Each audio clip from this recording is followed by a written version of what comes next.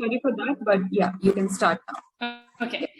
I'm calling today's presentation A Tale of Two Archives, not because I'm a fan of Charles Dickens, but because I've had the opportunity to work at two archives in two great academic institutions. So I'm going to walk you through the two projects and talk about what I did in each of them, the roadblocks we faced, and how at the end of the day, archives are a great treasure trove of fascinating things and how you can extract something out of it, even if you're not a researcher in the strictest sense. The first one is close to home at the CEPT Archives, and I'm talking about the Arvind Talati collection, which focused on the life and works of Arvind Talati, who worked with Le Corbusier in Paris and then came back to India, to Ahmedabad, to start his professional career. I got introduced into this project through Professor Srivatsan, who is the curator of the entire project. And back in 2015, I had just finished my thesis with Professor Chaya, who was the first speaker of this week. And I joined as a research and curatorial assistant, but there was more to it than just researching or curating, because this was a collection that was still at that time being collected. So we made dozens of trips to Talati's office to bring back things that quite literally laid there for the decades. If you just see in the picture, this is literally decades of work. His office through the entire time was at this end of CG Road near CN at the crossroads. And once we got back things to the archives in terms of the procedural stuff, we had to first catalog. So there's a process of 3 C's, so cataloging, categorizing, and then curating. Whatever we were bringing in this project, at least I wasn't involved in the process of cataloging, but then we had to bring everything back and then kind of, arrange them, preserve them, make sure whatever damage was done, we don't damage it any further, and then bag it in a slightly more safer way than it had laid for years. And I mean, just the kind of things that lay on this table, I think if it were ever to go to like a Sotheby's or a Christie's, would be worth a lot, because there are a few original Le Corbusier pieces. So this is Corbusier's poem of the right angle. This is a very limited edition publication of Un Petit Maison. There are a lot of letters, photographs, drawings, sketches, certificates, awards, bills, tickets, name it, and everything was part of this collection. So with me, I had the help of Arpita, who used to work at the archives then, and we would go through everything that we brought and then painstakingly just make lists. And this is something that I've realized about the archives from behind the scenes, is there's a lot of list making that goes into the process of archiving. So we had multiple lists for one, when things came in and whatever it is that we were finding, because there was no inventory of the projects that he had done. So as things came coming, we were listing everything. And then after everything was at the archives, the second process was to categorize it, because the final aim of this collection was to put everything in a particular format, which was the exhibition. We had to make sure that everything that came in kind of was grouped in a certain way so that it's easier for us at a later stage to create some sort of narrative or have a story that we could narrate in a physical space. So categorizing involved then other people. We had Ishita, who was at that time coordinator of the CEPT Archives, and Professor Srivatsan, going through everything, figuring out what it is that we could potentially use for the exhibition, and then leaving the rest for the process of cataloging.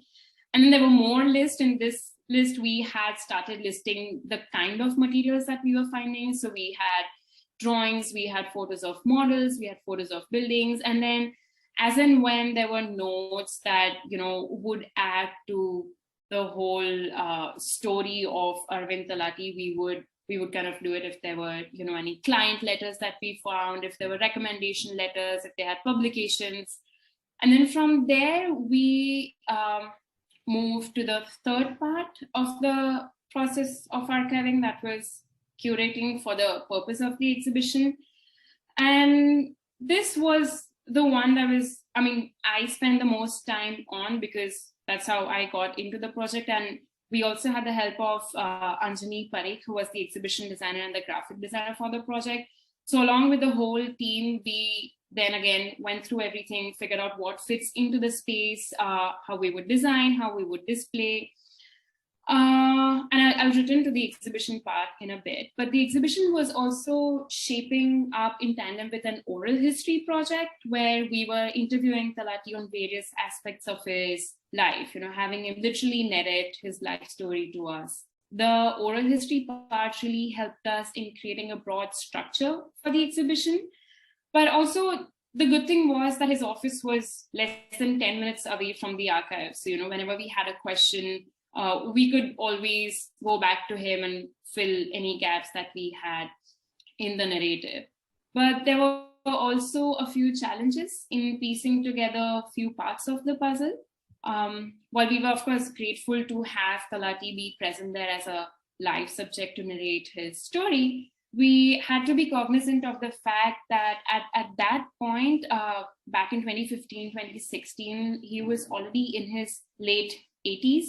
And there were instances where he could not definitively recall some aspects of his life, or would change some minor details every time he would narrate a story, or he would be suddenly so exciting in narrating something that he would suddenly switch gears. It's like, oh, and this also happened, and abruptly shift gears from one story to the other. But given all of that, of course, being a young, persistent interviewer had its perks. There's this one time that I had gone to interview him about his interactions with Le Corbusier, and the Corbusier part becomes this very important space, not in just in the exhibition, but also in his life, where he's so influenced by his time in Paris that it literally shows in the kind of buildings he builds once he's back. And that's how we shape the exhibition as, and kind of forgotten pioneer of modern architecture, because he was never at the forefront of the modernist movement in India, but yet he had built so extensively. Anyway, this one time I was talking to him about Corbusier, and he casually mentioned something about the rhythm in the facade of La Tour, and I found this one clip. I'll talk about what he says, but this is him talking about that rhythm. Xenakis, but Xenakis was a mathematician. He wanted to find out the rhythm in modulator. And I think I told you once I was sort of like the glass. He said, wait, play this again. And what he's basically saying in this audio recording is he's talking about Ian Xenakis, who was Corbusier's senior architect, draftsperson. He was not trained as an architect, I believe. He was a mathematician. And so Talati says one day in the office in Paris, he was just playing something on the table. He was playing some tune of the tabla. And then Xenakis listens to it and he's like, that's got an interesting rhythm. Can you do it again? And then him being a mathematician finds the logic in that rhythm. And then according to Talati is what gets reflected in the facade of La Tour. And I mean, imagine I just finished, and in my building technology course, this is the building I had studied with Sachin Soni. So now figuring out that there was some person who was in the office who knew the logic behind why these fins were arranged at this interval, and why, I mean, to me, there was no logic, because knowing Corbusier, there's a strict geometry up there. Everything is extremely rigid. The whole modernist white box is there. And then suddenly there's parts of the facade where there is this inexplicable rhythm going in, and suddenly he's like, okay, well, Xenakis did that because of some influence of music, and he'd apparently be doing it again and again. And to me, that just blew my mind. So every time I would talk to him about something, at the end of every recording, I would come up with a list of things that I found very fascinating, and that led me to create this trivia sheet, things that Talati would mention just by the way, but then these things had potential to be very cool facts in a history book. So something like the emergence of the facade in La Tour or Ronchamp.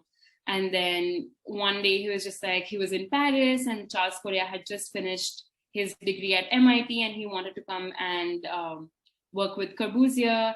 And then just by the way, also mentioned that when he was leaving Paris to come back to India, his father had passed away. So his family wanted him to move back and he just ended up giving his scooter to S.H. Raza. I mean, people we've seen like on the billboards and, big names we've read about in the books were basically his contemporaries.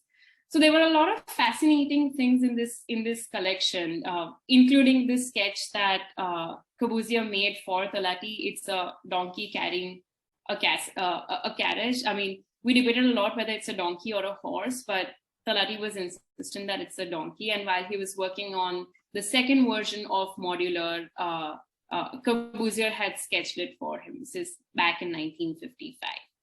So knowing all the valuable, invaluable things that we had in the collection, the challenge was actually putting it across in a way that could be showcased in a physical space that now we all have seen in the archives. And what we did was Anjani really helped us visualize the whole thing, I mean, his life and works as a timeline. So there were two threads that went across in the exhibition. One was, of course, chronologically, the exhibition moved from his early years as a student at JJ to the later years when he was practicing in Ahmedabad and everything in between, including his Paris years. But also the oral history part and the interviews played an important role because every time a new section started, there was a narrative that accompanied and that kind of personified the visuals or the work. And because again, Talati was there and we had that added advantage of seeing it as it was, our role as curators and researchers was to really contextualize everything that was happening in India, around the world at that time, and then to situate his life and his works within the whole frame. So finally, what we did was we had 3 sections in the exhibition. The first one was talking about his days as a student at JJ. And for anybody who is interested, it's a brilliant pivot when he goes to Paris because this is Claude Batley's school. Everybody's trained in the Beaux-Arts manner. You see the drawings with fantastic colors, very beautiful watercolor renders and perspectives. This is still a modernist version, but there were a lot of projects in Talati's portfolios that were just plain classical. They were taught about the Greek temples, and then the projects also were very conventional. They had to design an apartment building, they had to design a school. Again, a lot to learn from in terms of architecture pedagogy back in the 40s and the 50s, and the way, again, if somebody was to do a history of the JJ School of Architecture, I believe the Talati collection has a lot to draw from.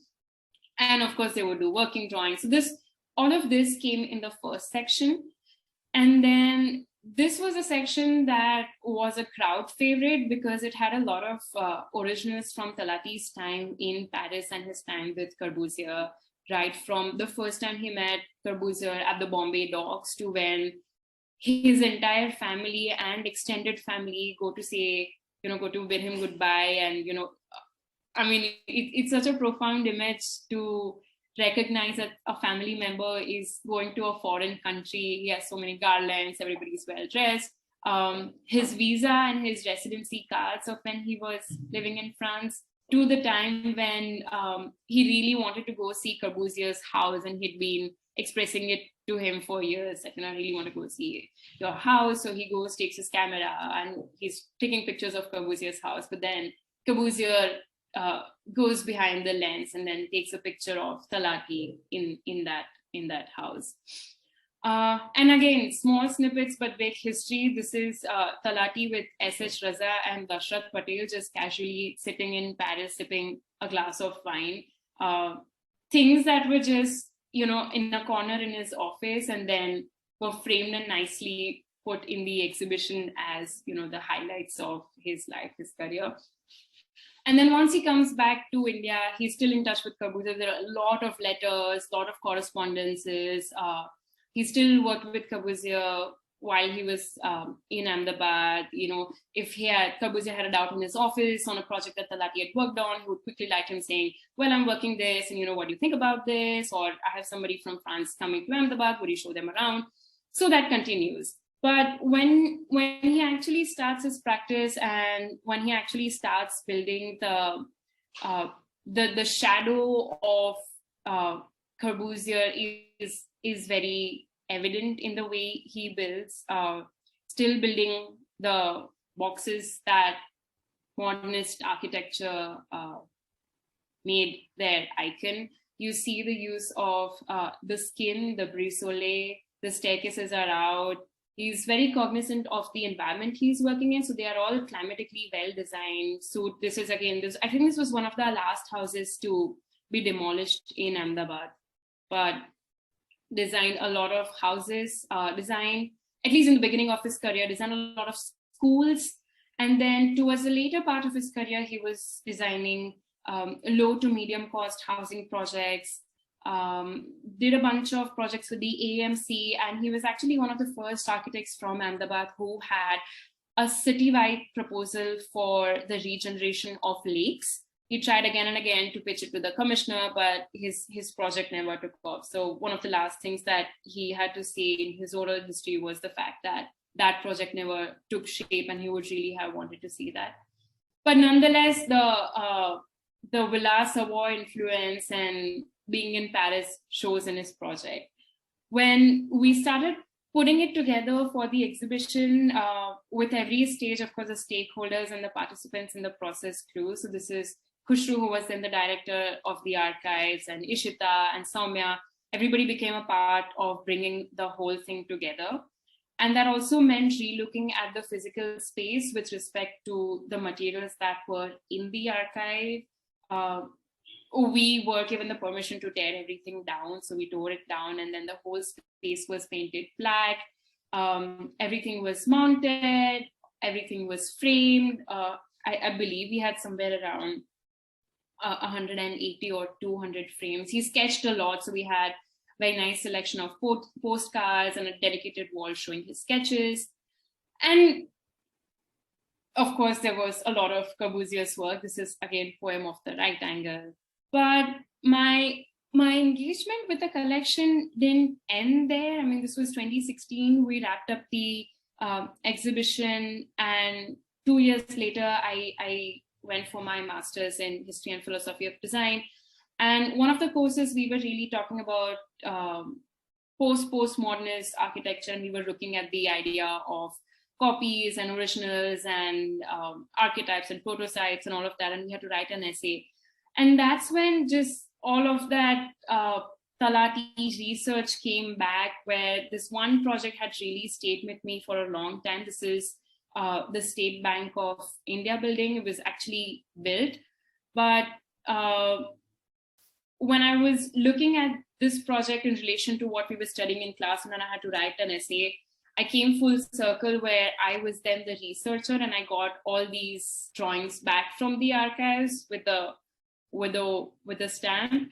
But it was fantastic to then go back to the collection and see how he's thinking about the use of terrace. Again, when we look at Corbusier's 5 principles of architecture, he's talking about the treatment of facade, he's talking about the terrace, he's talking about even a free plan, in the sense that the grid doesn't necessarily, the furniture layout doesn't necessarily match the grid. And so I wrote an essay, this time as a researcher or a student of history, unlike the first time when I was really focused on showcasing the information. And 3 years later, it all came back to me. This was also at a time when I was working in another archives at my grad school. So for 2 years that I was a student at the GST, I was working in their equivalent of the archive. It's called Special Collections. That's part of the design school's library at Harvard. And again, this time I was working on the life and work of an artist who practices architecture called James Carpenter. This person graduated in, he studied glass at Rhode Island School of Design, but builds the most fascinating glass structures ever. I mean, he's an artist, but this is the kind of work that he has produced.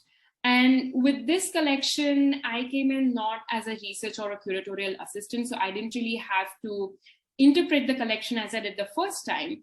I had to process the whole collection, which means his work was donated to the library, and I was sitting and sifting to everything and then cataloging everything that has come in. So each and every drawing was cataloged, each and every model was cataloged, and Harvard University being one that was, it had its own rules and frameworks in place. So day one, I was handed the processing manual, which is like this long document that talks about the history of archival practice, about what needs to be archived, new movements in library and archival processing, where they try to process more stuff in a shorter time as opposed to the earlier years where they would take a really long time to like process one thing after the other.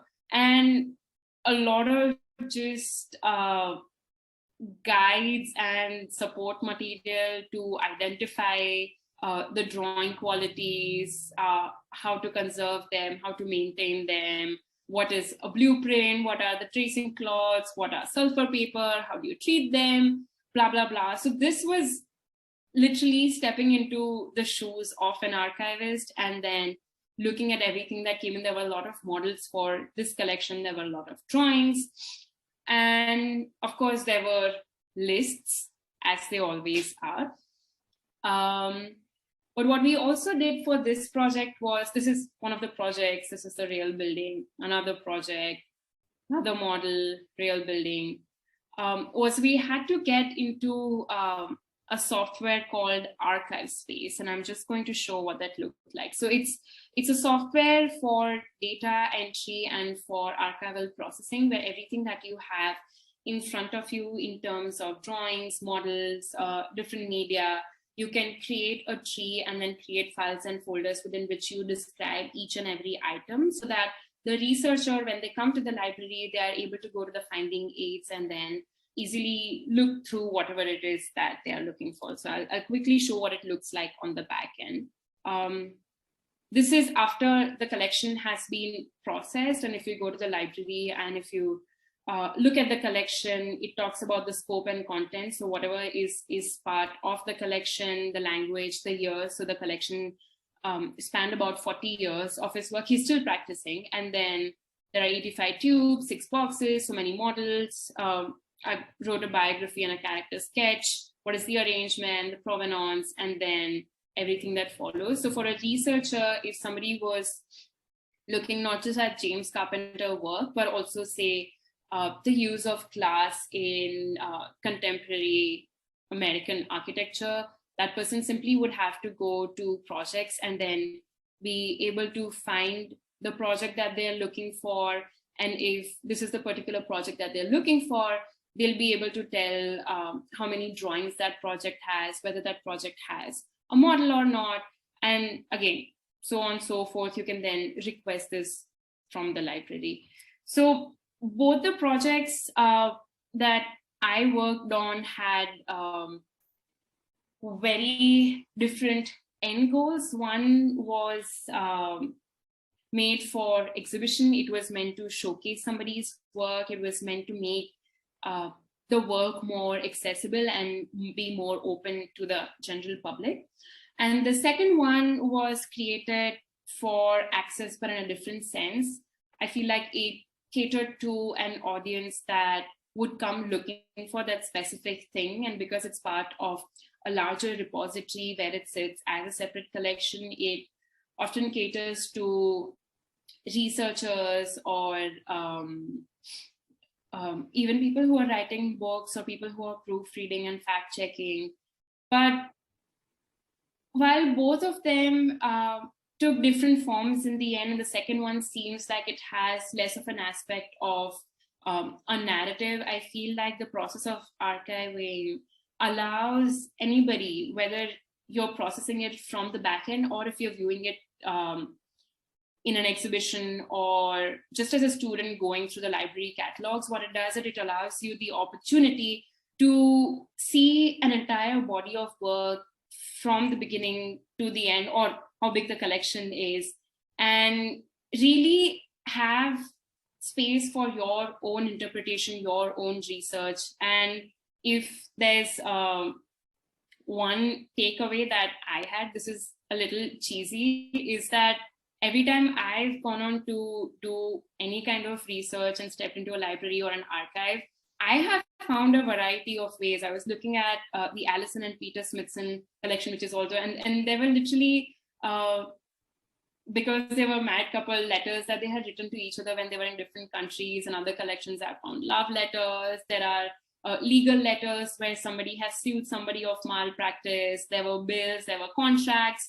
And a lot of the times I feel like as an architect, now that I'm practicing, and the kind of documentation that we gather in the office is extremely technical, that it takes away the whole layer of people being a part of the story. And when you see the entire body of work with all this other photos and non-drawing stuff that comes into play, it just helps personify the work that is eventually produced or that you see. So a drawing is not just a drawing, but everything that has happened behind the scenes. And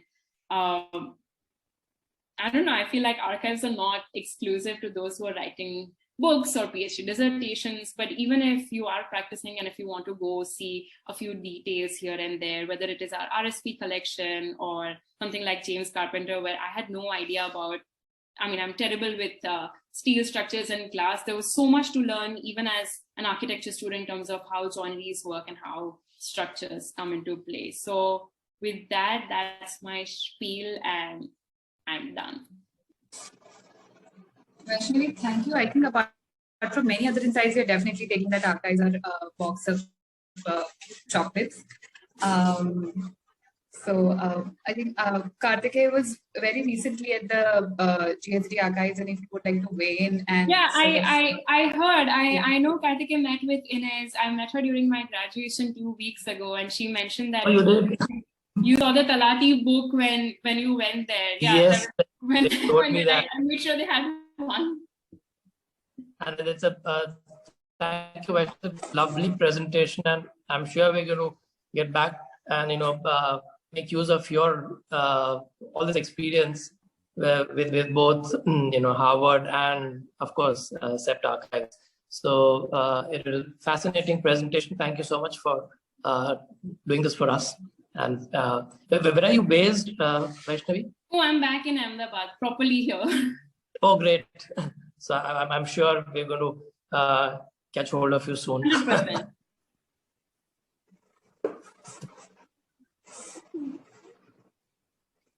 So we will, with further ado, will move on to next discussion. Vaishnavi, be with us. We will open the floor for questions. I'm sure we have many questions, and the audience members also will have some questions for you.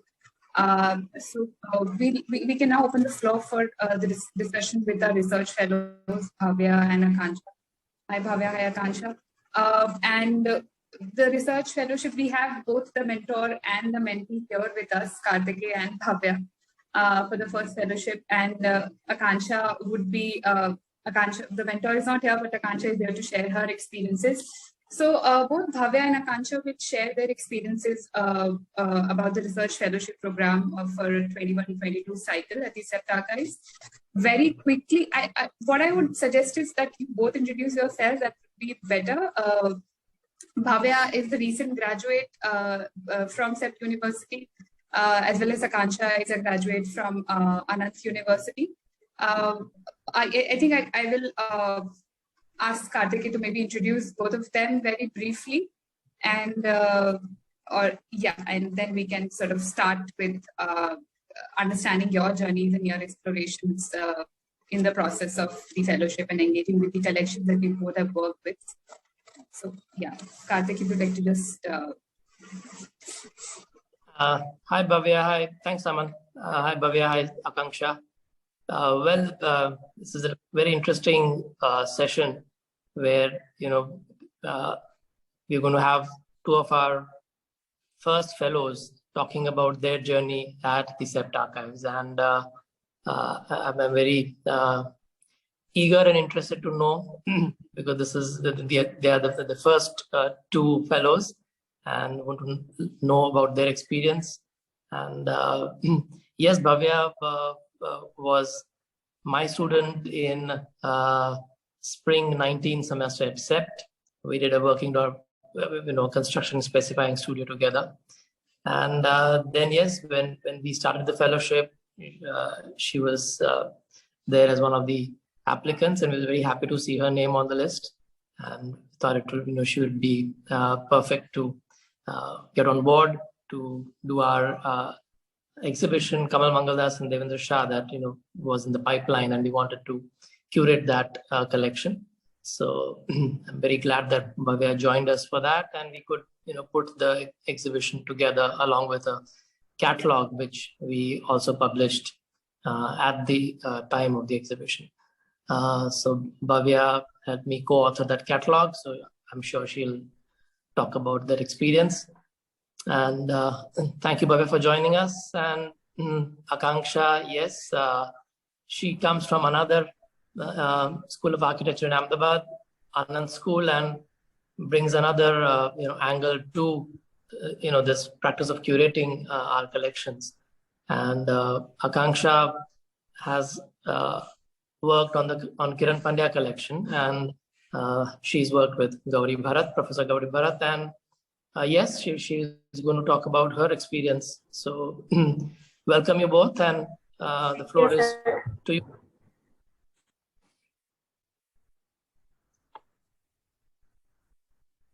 I think Bhavya, both Bhavya and Akanksha, you can start presenting with Bhavya. If you would like to go first and talk about the KFB catalog, and then we'll ask Akanksha to give us some glimpses of the Kiran Pandya collection.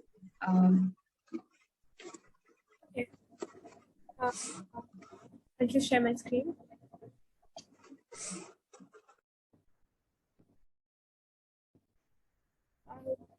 Hi, everyone.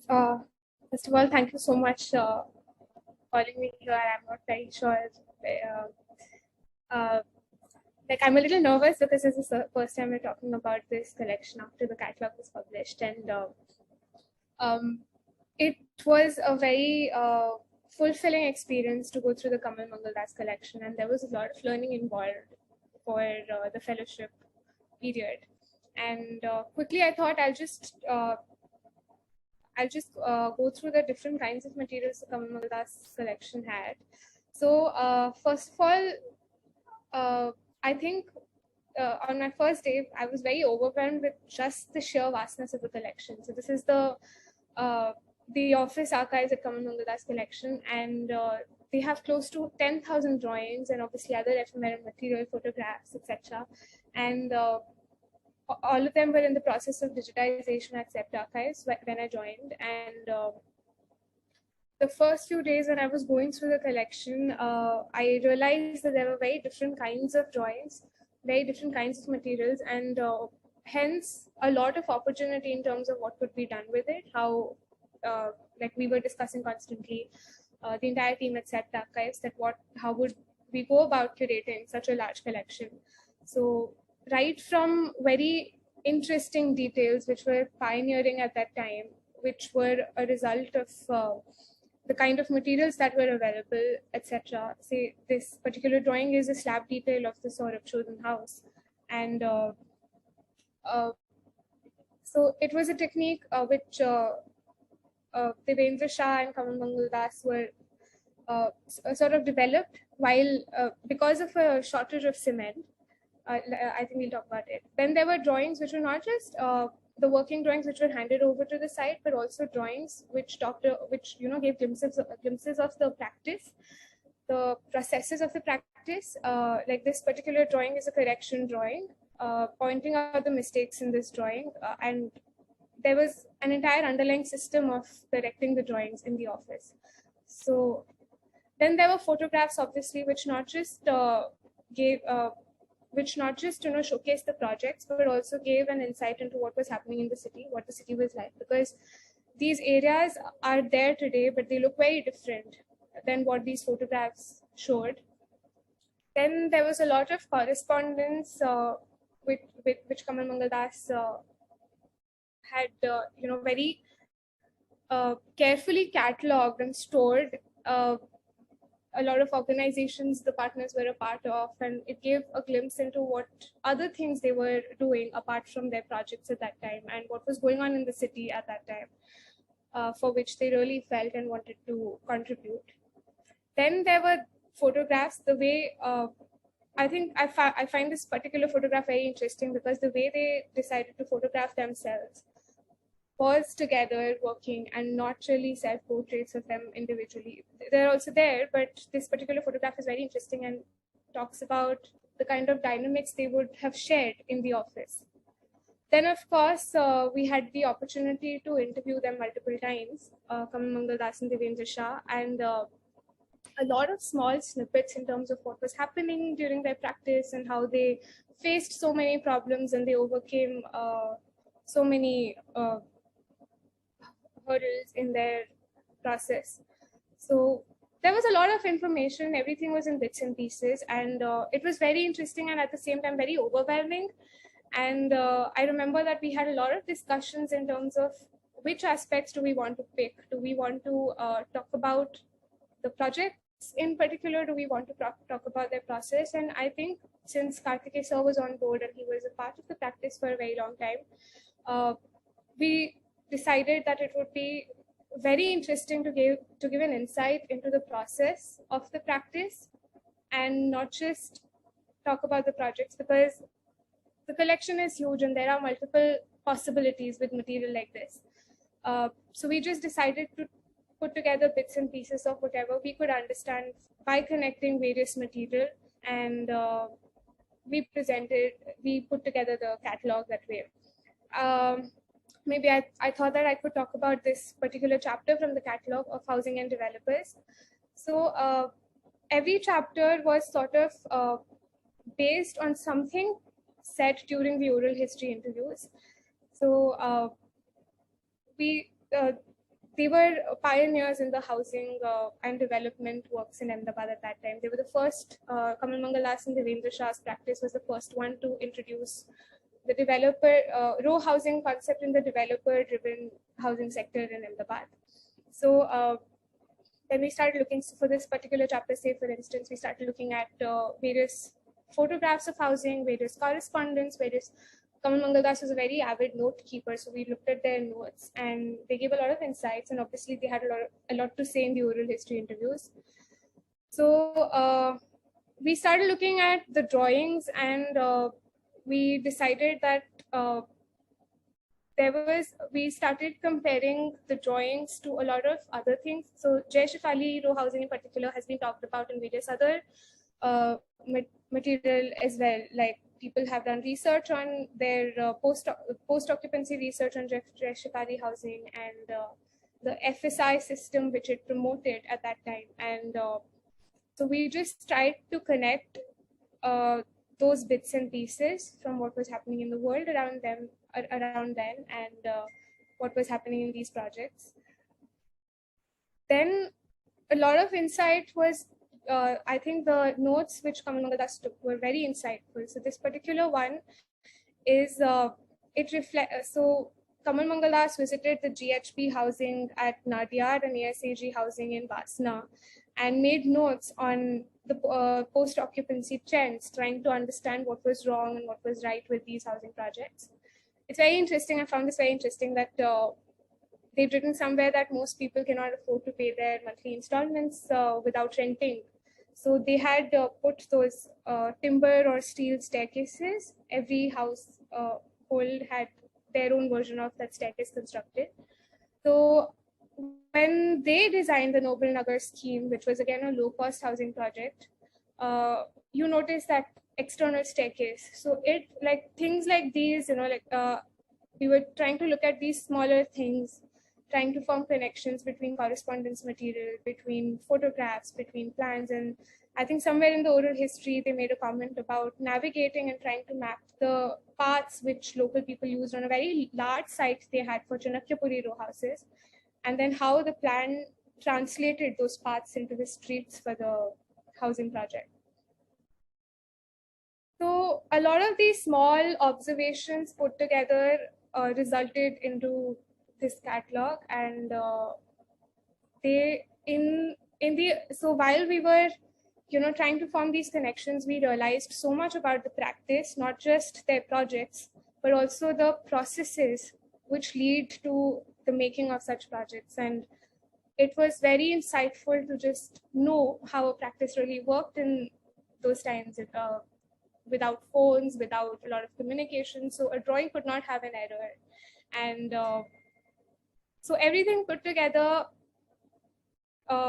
resulted in this catalog. And my experience was very, I learned a lot in terms of reading into archives, not just drawings, but also photographs, making connections across different materials, and then trying to form arguments and put them together as essays. And throughout this process, we had a lot of discussions. Kartikeya sir and I had a lot of discussions where, sometimes because he was a part of the practice, it was very insightful to hear from him what could have been the underlying reason for so many things which the archives projected. And similarly, a lot of discussions with Saman and Ashwini at the archives helped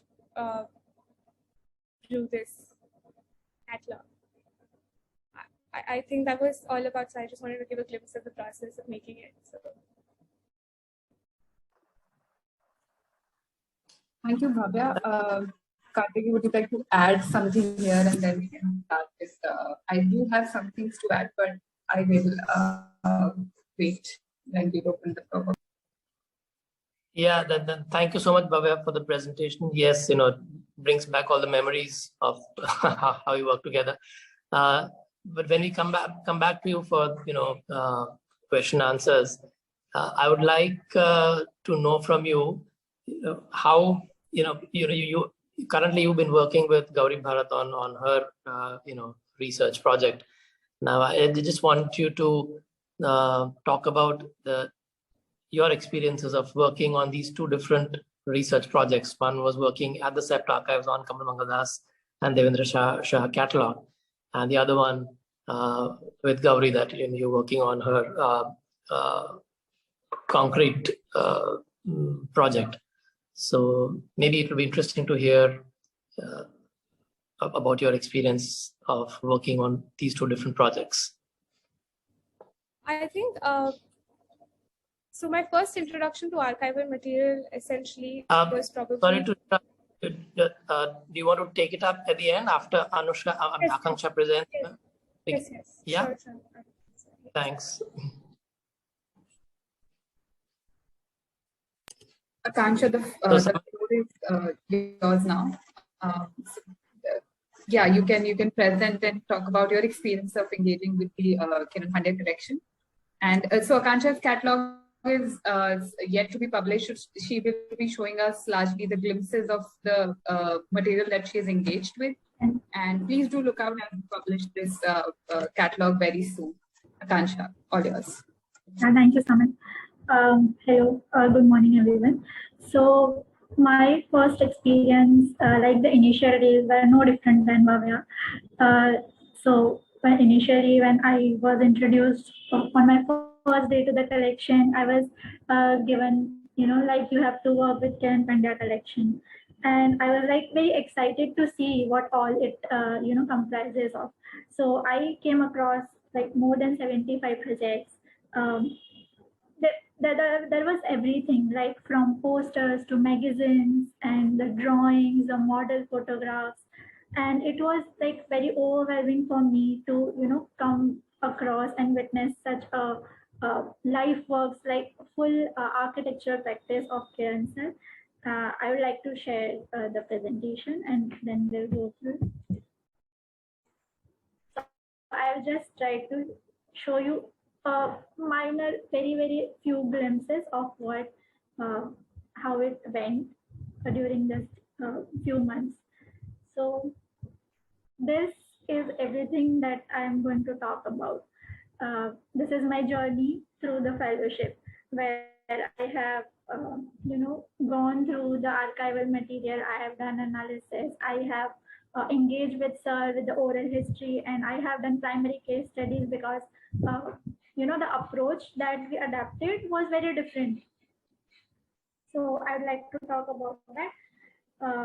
Kiran sir's collection, Kiran sir's professional practice, I went, it was very different, his work methodology. So the primary, for the first 2 weeks, I had to, just go through all his works and all the archival material that we had. So I did a background research. I had to do background research. I had to read everything. And luckily we had, extra supportive materials like published magazine articles. And this really helped me, to understand his work from another architects or students' perspective, because there is also a thesis done by a student on his works. So this really helped me to understand how, what kind of work he does and what is his work philosophy and what is the core of his practice. So reading books and going through the magazines, these are everything comprises of this research fellowship, and then it turns, I guess it will turn into a catalog that will help all the researchers and students, I hope. So the process we took was very different, because me and Professor Gauri, we brainstormed many ideas, and our approach was going from micro to macro. So it was like we were going to study buildings, and then we should, what you say, we would come for a set of parameters, and then we would, talk about the overall practice in general. So we started, project by project, we, started understanding where his projects are located, what are his major typology of buildings that he has worked on. It comprises mainly of industrial, which is very unique in that sense, because he has constructed this inductotherm, which the project went for 16 years. And it was really a vast project, and he, according to him, it is one of his best projects throughout his professional practice, because of course it went through 4 phases. So yeah, this is very brief, but this is just to show you that what I analyzed. So this is, I started analyzing each building through photographs, supporting drawings, and then me and Professor Gauri developed and picked out what are the common observations or analysis that we are getting from it. And then we developed the larger parameters from the smaller ones, the larger ones. So these are the basic things included in the catalog. So then we decided which are the few best projects which represents all these parameters in one go at its best, so the reader can understand easily that how Kiran sir thinks and how he designs and what are his approaches and how he responds. The interesting thing about Kiran sir is he has named his collection Buildings at Peace. So when I first heard this, I was like, wow, Buildings at Peace, that's a very interesting title. As and when I went through it, as and when I did case studies, I visited his design residences in person, it got all clear that why his collection is titled as Buildings at Peace, because it is very evident. He designs buildings, and his major concern is to respond to the human behavior and give the users that sense of repose which which is like his main focus. So we can see few of the projects, just like pictures, and I hope that it can show that way. So this is a Bal Mandir. This is a kindergarten in Junagadh.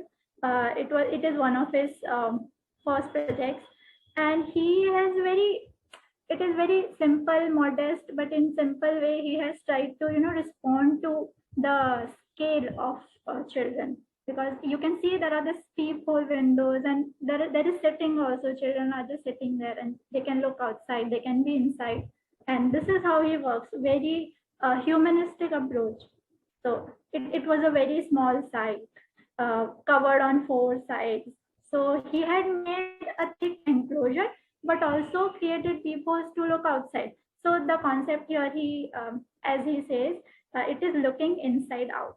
It's looking from inside but to out, and it is an introvert building, but it doesn't, gets disconnected from the outside world. So this is like a secure environment, creating a secure environment for children. The light wells are major, design aspect of this building. You can see how intricate drawings, how detailed he, how details he used to just to design a small peephole. He gives all of his attention. He is like very, very minute details. He will solve it by himself. And this is his own residence, which is like a 3-story. There is a basement which is a studio. Then the upper 2 floors are his residence.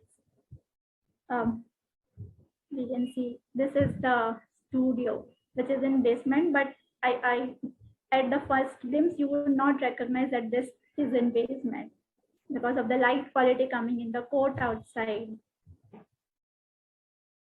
The most interesting element in all of his works is the use of skylights. There are skylights everywhere, ranging from living spaces, dining spaces. This is a mid-landing part. This is a mid-landing at his house, and even washrooms, bathrooms. Yeah, this is the Inductotherm project. So unfortunately, Inductotherm project is not currently present. It has been demolished, but this is the glimpse that we have.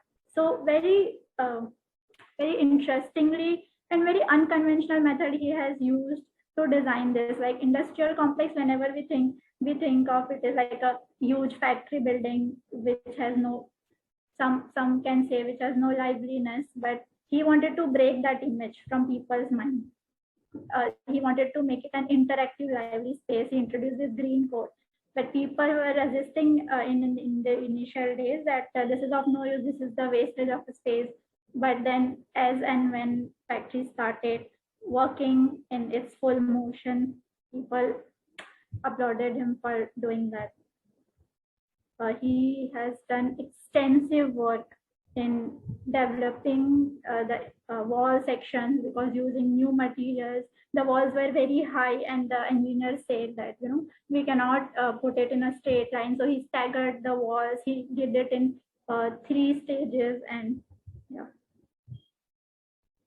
Even if it is an industrial building, the light presence, the corridors, the material use, this I can say is one of my favorite works of him, because whenever when I visited this house, I just wanted to stay there, but of course that we cannot do that.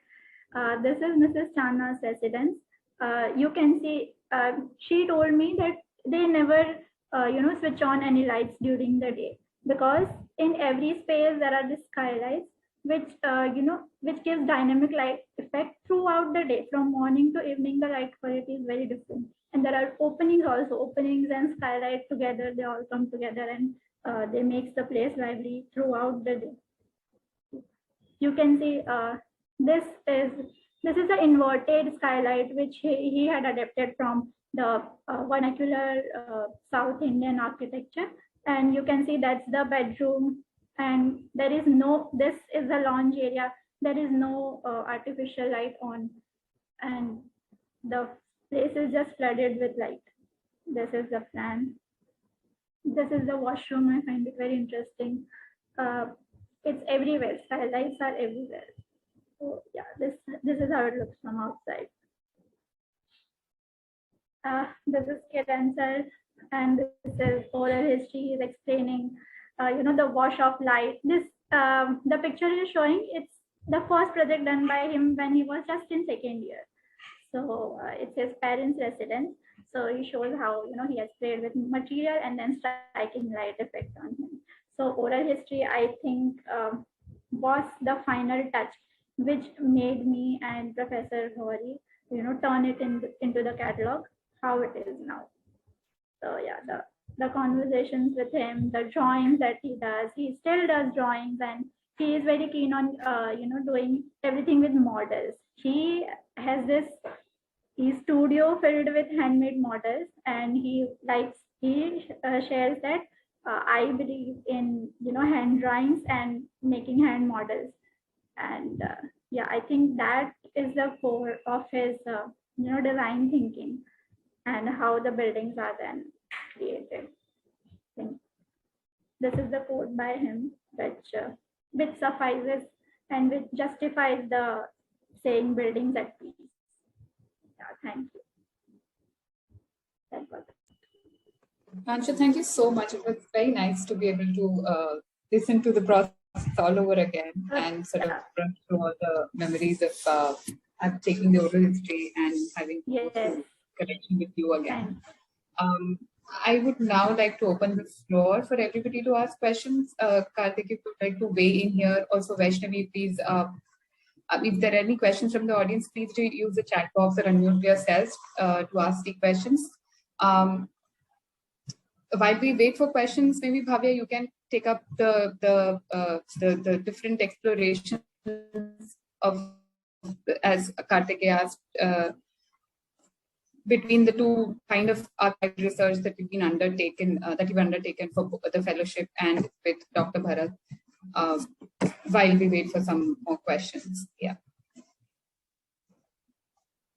So I think both, essentially the kind of involvement I've also had for both projects is very different in nature.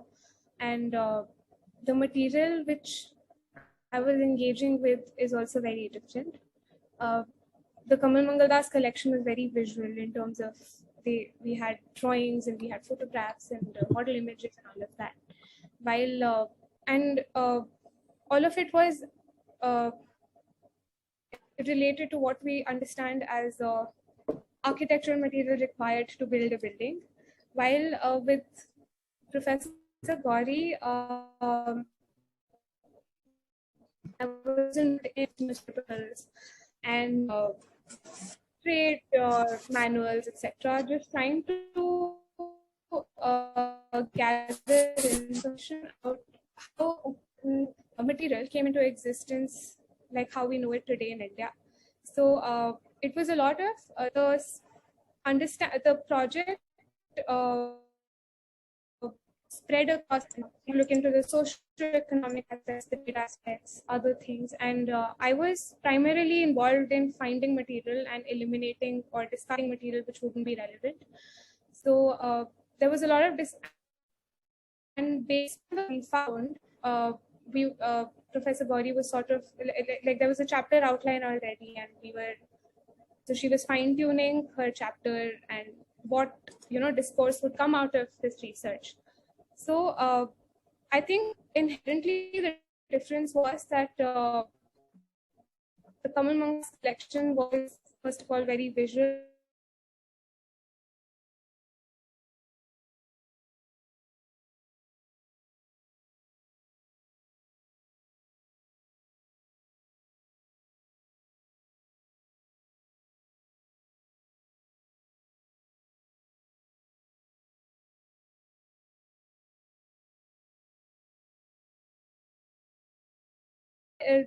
I'm not, if I may put it like that, one project is, it was a lot of finding, reading, and eliminating, while the other project was a lot of interpretation and making connections, architectural interpretations. The other one is forming conjectures across information which get, like finding across World Wide Web and millions of archives throughout the world.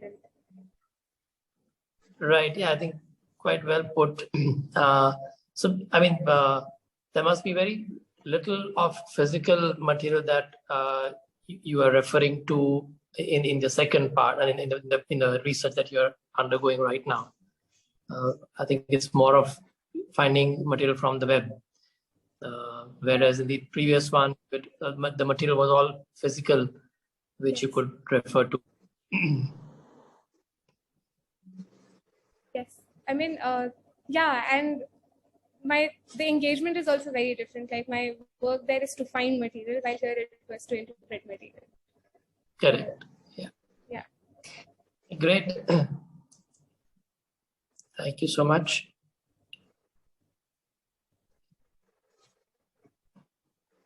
We would like the audience members to ask questions if you have any. While we wait, Vaishnavi, this one is for you. Now, since you've worked with both you've touched upon this quite a fair bit in the presentation also, that you've worked with these two different kinds of archives and sort of also different kinds of collections. So what are the kind of differences that you sort of realized when you were working with the CEPT archives and with GST archives? In terms of the collection, were they processing it differently? Were the objective of collecting the material was very different? And how did you sort of, what were the two different kinds of learnings that you sort of got from both, working with both these different organizations? Yeah. So I think when I was at the CEPT archives, again, I wasn't involved in the process of processing the collections. It was about collecting and then filtering what is relevant to the exhibition, and then, as Bhavya said, kind of eliminating or discarding the rest. So there was that process of elimination and filtration. In the second instance, when I worked, it was just hardcore processing, and there was no interpretation or no curation in that. So everything that came had to be processed so that somebody else could interpret it. It was to make easy the process for a researcher rather than me interpreting whatever it had and then putting my understanding of the collection out for others. So in that sense, again, the engagement was different. But I think the biggest difference was that because I was plugging in the second instance at a later part within a system that is just so mature and so polished and so set in its way, everything was already kind of done for you. You just had to get in and do your thing. So the technology of processing was sorted, the manuals and how to do it was sorted, because again, I think that overall the university library is like the largest student employer in all of the university. So knowing that students come in and out every year and work and engage with the libraries or archives, the systems were in place, which I understand that back in 2016, CEPT Archives was, like a baby at that sense. Also knowing and using all the existing technologies for processing collections. So for example, using of archive space as a platform where data entry becomes easy, description of items becomes easy for whoever's processing. And then from the library perspective, it takes material from the archive space and then puts it into Hollis, which is a software that Harvard uses for its library.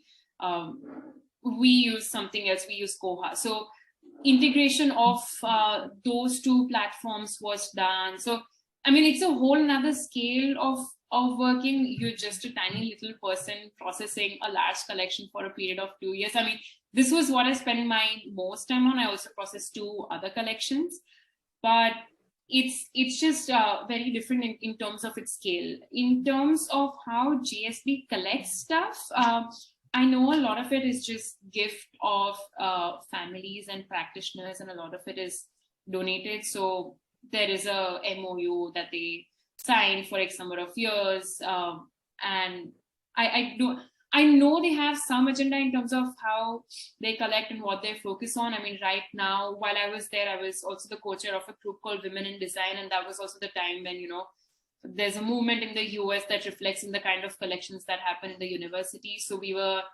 archiving all the work done by the student group over the last decade or so. So everything the publications that came out of Women in Design, the events that were done were being archived. Similarly, when the Black Lives Matter process started, again, the library got involved in terms of showcasing collections of African-American architects. So with changes in society and changes in the real world, I know the library and the archive becomes a place where you see those changes reflect, not in terms of suddenly you create an architect who's going to produce that work and you showcase it, but historically drawing from whatever you have and then putting it out there for the world to see. Thank you, Vaishnavi. While we wait for more questions, I would just want to also very quickly tell that both Bhavya and Akanksha, that they missed out on this point, that they were very patient and sort of full of perseverance during the entire course of fellowship. That is what one of the most important aspects of dealing with archival research, because both of them mentioned they were overwhelmed, but also both of them were very patient and perseverant. And throughout the time of the fellowship, they were very sort of passionate to be able to sift through so much of material, even being overwhelmed. So I think that is something you both should sort of congratulate yourself. That is something that is very important when you engage with any archives and any archival material, to be able to interpret or just look at the material, to be able to sort of pull out information and make something out of it. In your cases, catalogs. So yeah, it's just to both of you, congratulations to be able to sort of do that task and bring out very, very informative catalogs. Yeah, yours, Akanksha, yours will be out very soon. So yeah. So congratulations to both of you again. Yeah, Karthik, if you'd like to add in something here, and yeah. No, just echoing your thoughts. Yes, congratulations to both of them, Bhavya and Akanksha. Yes, for the patience and keep going with all the hard work that it is. And I mean, yes, one has to be patient and self-motivated, and you did, both of you kept at it, and yes, you come up with good work. So congratulations, yes, and we look forward to more fellowships with other graduates as we go along. Thank you, sir. Thank you. I must add that even the environment at CEPT Archives is very invigorating. I mean, it keeps you going. Like, everybody helps, and when it comes to, like, there were a lot of drawings which are in Gujarati, and whenever you need any help in translating, in, sort of just running to Kamal Mangalas's office to get something, or getting something scanned immediately, the environment is very... it keeps you going, I think. So I think that is why both of us kept going throughout the process. I agree to that. That's so nice of you, Bhavya. Thank you. That's nice. Entire team, I think. Yeah. So if there are no further questions, we can sort of end this series. Thank you all for joining. Thank you, Vaishnavi. Thank you, Bhavya. Thank you, Akanksha. Thank you, Karthik, for being here and doing this with all of us. I think we would definitely like to come back to you and have more talks and discussions as we go along into our journey of archiving, collecting, collating, categorizing, and doing things at the archives. I think we don't have any questions at the moment from the audience.